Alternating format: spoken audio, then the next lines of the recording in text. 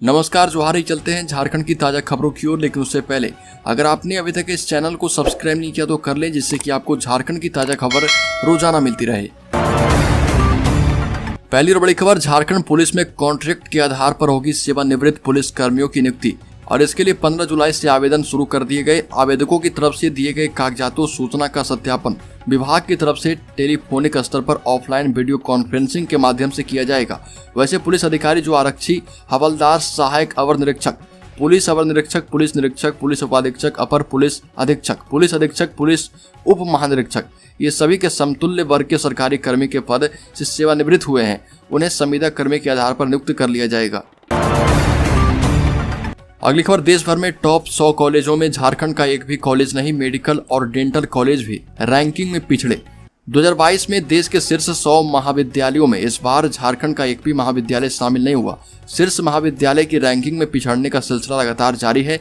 विश्वविद्यालयों की श्रेणी में 100 शीर्ष विश्वविद्यालयों में झारखंड से एकमात्र बिड़ला इंस्टीट्यूट ऑफ टेक्नोलॉजी, जो कि मेसरा में स्थापित है, उसे शामिल किया गया है। यह भी 99वें स्थान पर है। एक भी सरकारी विश्वविद्यालय शीर्ष 100 विश्वविद्यालय में इस बार भी स्थान नहीं बना पाया। निश्चित रूप से नेशनल इंस्टीट्यूशन रैंकिंग फ्रेमवर्क के तहत वर्ष 2022 की जारी रैंकिंग झारखंड में उच्च शिक्षा की जो तस्वीर दिखाती है वो कहीं से भी ठीक नहीं है। अगली खबर, हेमंत सोरेन के करीबी पंकज मिश्रा के बचाव में उतरा झारखंड मुक्ति मोर्चा। कहा कितनी राशि मिली, इसका खुलासा करे एनफोर्समेंट डिपार्टमेंट।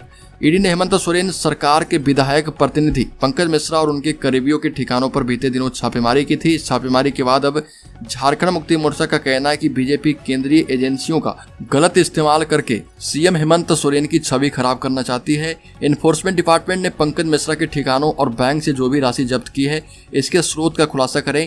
ऐसे किसी की छवि खराब नहीं करनी चाहिए। अगली खबर, झारखंड के किसानों को सुखाड़ का डर सताने लगा है। भगवान की शरण में सभी पहुंचे। बारिश के लिए 12 घंटे का अखंड हरि कीर्तन शुरू। आपको बता दें कि गिरिडीह जिले में समुचित बारिश नहीं होने से कृषि कार्य प्रभावित है। खेतों में लगे धान का बिचड़ा और मकई की फसलें दम तोड़ने की स्थिति में पहुंच गई है। इससे किसानों को अभी से सुखाड़ की चिंता सताने लगी है। मौसम की बेरुखी से परेशान किसानों ने भगवान के शरण में जाकर भगवान इंद्र को मनाने के लिए पूजा पाठ और कीर्तन हवन शुरू कर दिया है। बगोदर प्रखंड के अटका पूर्वी पंचायत के लक्ष्मीबाई में 12 घंटे का अखंड हरि कीर्तन किया गया। 12 घंटे की अवधि पूरी होने पर हरि कीर्तन का समापन हुआ। गांव के ही देवी मंदिर के बाहर पूजा पाठ और अखंड कीर्तन का आयोजन किया गया। अगली खबर, 12 जुलाई को देवघर में आयोजित एक कार्यक्रम में राजधानी रांची के रातू रोड में बनने वाले एलिवेटेड कॉरिडोर की आधारशिला पीएम मोदी ने रखी थी। शिलान्यास के 96 घंटे के अंदर ही यहां पर काम शुरू हो चुका है। काम की प्रक्रिया शुरू होने के बाद रांची के सांसद संजय सेठ ने बताया कि एलिवेटेड कॉरिडोर निर्माण को लेकर सबसे पहले अंडरग्राउंड केबलिंग और अन्य कार्यों की शुरुआत कर दी गई।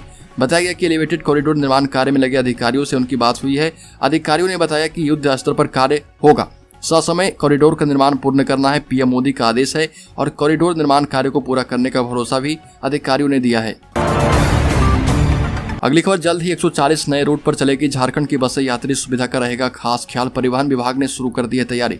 झारखंड और पड़ोसी राज्यों के बीच बसों का संचालन बेहतर होने जा रहा। विशेष रूप से झारखंड, बिहार, पश्चिम बंगाल और ओडिशा के सभी महत्वपूर्ण रूटों पर बसें उपलब्ध होने जा रही है। वर्तमान के अलावा करीब 140 नए रूटों पर बसों के संचालन की तैयारी है।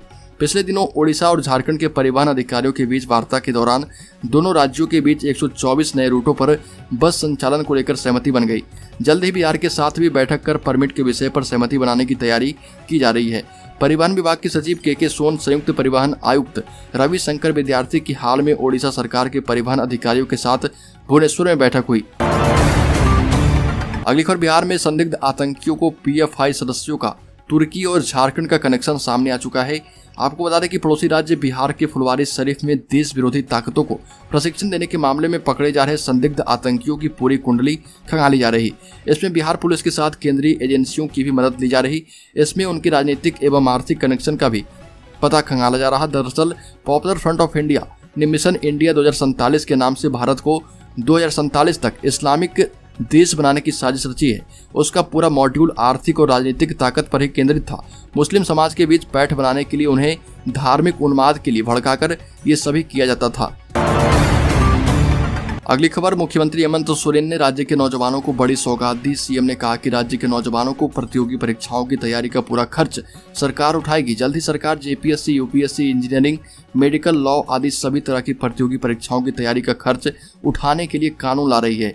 अब पैसों के अभाव में युवाओं को तैयारी बीच में ही नहीं छोड़नी पड़ेगी। मुख्यमंत्री हेमंत सोरेन मोरहाबादी मैदान में निजी क्षेत्र के अंतर्गत नियोजन सह नियुक्ति पत्र वितरण समारोह में शामिल हुए थे। सीएम ने कहा कि आपकी सरकार युवाओं की सरकार है। केंद्र सरकार हवाई चप्पल पहनने वालों को हवाई जहाज में सफर का अवसर देने की बात कहती है, लेकिन हमारी सरकार ने कोरोना काल में विभिन्न राज्यों में फंसे श्रमिकों को हवाई जहाज से वापस लाकर यह काम पहले ही कर दिया है।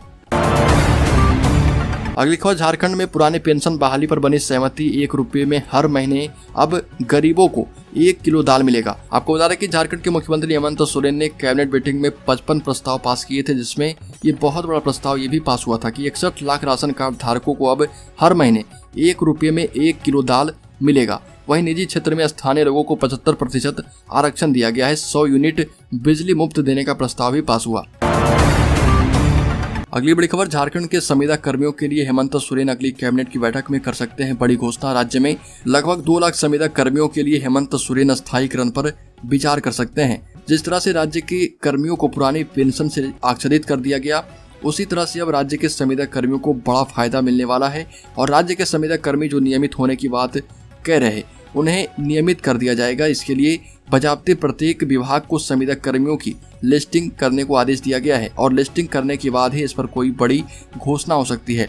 आपको बता दें कि झारखंड सचिवालय से लेकर झारखंड सरकार के प्रखंड कार्यालय तक बड़ी संख्या में संविदा कर्मी कार्यरत हैं। सुप्रीम कोर्ट 10 वर्ष से अधिक समय कार्यरत अस्थायी कर्मचारियों की सेवा अस्थायी करने के आदेश को पहले ही दे चुका है। अगली खबर, झारखंड में महिलाओं की सुरक्षा के लिए राज्य सरकार बड़ा कदम उठाने जा रही है। इसके लिए निर्भया फंड के 61 करोड़ 30 लाख रुपए खर्च करने की योजना बनी है। स्कूल कॉलेज में पढ़ने वाली छात्राएं, कामकाजी महिलाएं घर से बाहर एवं बाहर से घर सुरक्षित पहुंच सके, इसे लेकर सरकार गंभीर है। पूर्व में भी मुख्यमंत्री हेमंत सोरेन ने पुलिस मुख्यालय को इस संबंध में निर्देशित किया था और यह भी आश्वस्त किया था कि महिलाओं की सुरक्षा में फंड की कमी बाधक नहीं बनेगी। सरकार के निर्देश पर पुलिस मुख्यालय ने जो प्रस्ताव सरकार को दिया है, उसके अनुसार निर्भया फंड की उक्त राशि से 304 पहिया एवं 200 दोपहिया वाहनों की खरीद के अलावा 1.5 लाख QR कोड खरीदे जाएंगे। ये QR कोड सभी ऑटो, टैक्सी, कैब में लगाए जाएंगे ताकि पैसेंजर ही नहीं, दूसरा व्यक्ति भी उसे देख सके। ऐसा होने से उक्त QR कोड को स्कैन करते ही गाड़ी एवं गाड़ी के चालक का पूरा ब्यौरा मोबाइल पर आ जाएगा। अगली खबर, झारखंड में सियासी संकट की स्थिति लगातार प्रबल होती जा रही। एक तरफ चुनाव आयोग से अपने नाम पर खदान लीज लेने के मामले में कार्रवाई की कड़ी चेतावनी के बाद मुख्यमंत्री हेमंत सोरेन पर अयोग्यता का खतरा मंडरा रहा। वहीं दूसरी तरफ हेमंत सोरेन के विधायक प्रतिनिधि पंकज मिश्रा के ठिकानों पर ईडी की ताबड़तोड़ छापेमारी के बाद से राज्य सरकार भारी दबाव में है। राज्य सरकार पर सत्ता पोषित भ्रष्टाचार के संगीन आरोप हैं। इसके साथ ही खनन माफिया के प्रति नरम रुख रखने की बात भी सामने आ रही है। जनता में इन गंभीर मसलों पर कोई स्पष्ट संदेश नहीं होने से असमंजस की स्थिति बनी है। चौक चौराहों पर पक्ष विपक्ष में जितना मुंह उतनी बातें हो रही। सियासी अटकलों पर गौर करें तो महाराष्ट्र की तर्ज पर झारखंड में भी सियासी उलटफेर के कयास लगाए जा रहे। अगली खबर, झारखंड में फ्री होते ही बूस्टर डोज लेने वाले की संख्या 8 गुना तक बढ़ी। पहले रोज 450 लोग लेते थे सुई, अब 3665 लोग ले रहे। थर्ड डोज के जब तक पैसे लग रहे थे तब तक लगवाने वालों में रुचि कम दिख रही थी। जैसे ही सरकार ने मुफ्त टीका लगाना शुरू किया, महज 2 दिनों में टीकाकरण का ग्राफ एक बार फिर से तेजी से बढ़ना शुरू हो गया है। 50 साल 60 साल से अधिक आयु वर्ग वालों के लिए बूस्टर डोज पहले से ही मुफ्त थी, जबकि 18+ वालों के लिए निजी टीकाकरण केंद्र में पैसे खर्च कर डोज लगवाने पड़ रहे थे।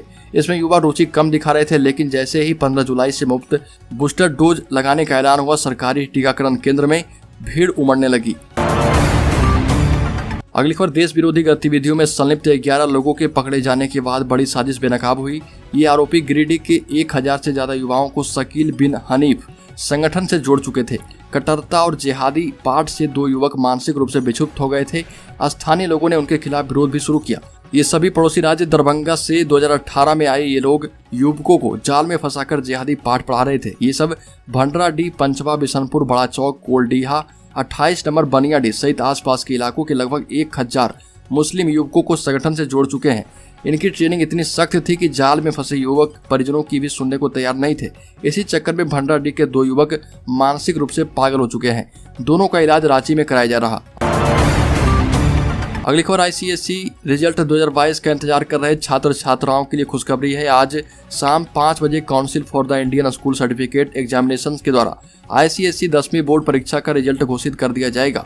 काउंसिल ने कहा कि शाम 5 बजे तक यह रिजल्ट हर हाल में घोषित किया जाएगा। औपचारिक घोषणा के बाद परिणाम देखने के लिए आधिकारिक वेबसाइट पर लिंक को एक्टिव किया जाएगा, जिसके जरिए परीक्षार्थी अपना परिणाम और मार्कशीट देख पाएंगे। अगली खबर, रांची में जुटे भाजपा के विधायक मतदान तक करेंगे कैंप। भाजपा के केंद्रीय नेतृत्व के निर्देश पर राष्ट्रपति चुनाव के 2 दिन पूर्व ही राजधानी रांची में भाजपा के सभी विधायक जुटान हो चुके हैं।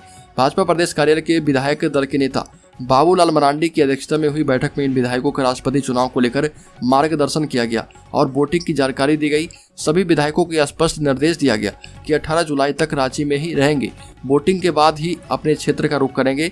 विधायक दल की बैठक में विधायकों को एनडीए की उम्मीदवार द्रौपदी मुर्मू के पक्ष में पूरी संजीदगी से वोट देने को कहा गया है। अगली खबर, राष्ट्रपति पद के विपक्षी उम्मीदवार यशवंत सिन्हा की मुलाकात हेमंत सोरेन से हुई। यशवंत सिन्हा ने कहा कि 1-2 लोगों को छोड़कर सभी डरे हैं। हेमंत सोरेन से बोले यशवंत सिन्हा की अंतरात्मा की आवाज सुनिए।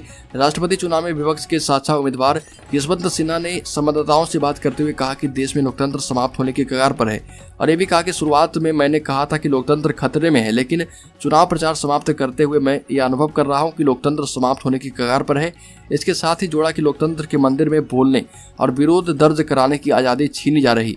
देश में ईडी, सीबीआई और आयकर विभाग जैसी एजेंसियों का दुरुपयोग हो रहा और इससे मुकाबला वही कर सकता है जो बेदाग है, जिनमें सत्य बोलने की हिम्मत हो। अगली खबर, राज्य में एक दिन में कोरोना के 190 नए मरीज, रांची का आंकड़ा 399 पहुंचा। झारखंड में कोरोना का संक्रमण रफ्तार पकड़ने लगा है। राज्य में एक दिन में कोरोना के नए मरीजों की संख्या 190 का आंकड़ा छू गया है। वहीं सबसे ज्यादा कोरोना के एक्टिव मरीजों की संख्या राजधानी रांची में है। शनिवार को भी रांची में 84 नए मरीज सामने आए थे, जबकि कुल संक्रमित लोगों की संख्या की बात करें तो इनकी संख्या 399 हो चुकी है। एक दिन में सर्वाधिक कोरोना के नए मरीज सामने आने वाले जिसकी बात करें तो सबसे पहले रांची है, यहाँ पर 84 मरीज आए। इसके बाद नए मरीजों की संख्या की बात करें तो बोकारो में 18, देवघर में 15, पूर्वी सिंहभूम में 15, कोडरमा में 11, लातेहार में 9, गिरिडीह में और गोड्डा में क्रमशः 8-8 पेशेंट सामने आए। अन्य जिलों में धनबाद, दुमका में 1-1 मरीज सामने आए हैं। रामगढ़ में 6, हजारीबाग में 5, लोहरदगा में 3, गुमला में 4 नए मरीज सामने आए। अगली खबर, झारखंड की महिला एवं बाल विकास मंत्री जोबा मांझी ने केंद्र सरकार से बहुत बड़ी मांग कर दी है। जोबा मांझी ने कहा कि मिनी आंगनबाड़ी केंद्रों और पोषण सखी का पुनरुद्धार करें और जो 2017 से बंद है। झारखंड में 6 जिलों में कुल 10,388 महिलाएं पोषण सखियों के रूप में काम कर रही थी। उन्हें योजना बंद होने के बाद रिहा कर दिया गया है और मंत्री ने इस योजना को पुनर्जीवित करने और इसे पूरे झारखंड में लागू करने का अनुरोध किया। जोबा मांझी ने केंद्र सरकार से अनुरोध किया है कि जल्द से जल्द 10,388 पोषण सखियों को फिर से रखा जाए।